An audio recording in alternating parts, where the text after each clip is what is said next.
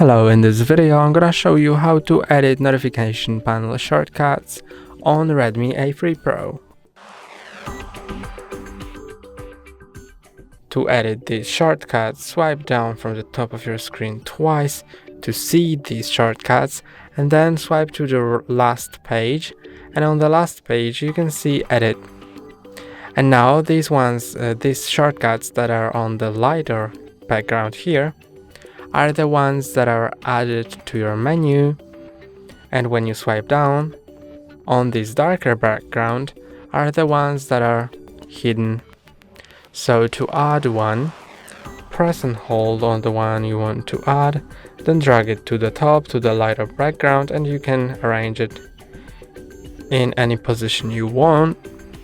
You can also remove a shortcut from this menu by pressing and holding, then dragging it to the darker area, and you can also rearrange them here. For example, if I want to put the screen recorder after the flashlight, I can do it like that, then tap on done, and now you can see that it all looks like this.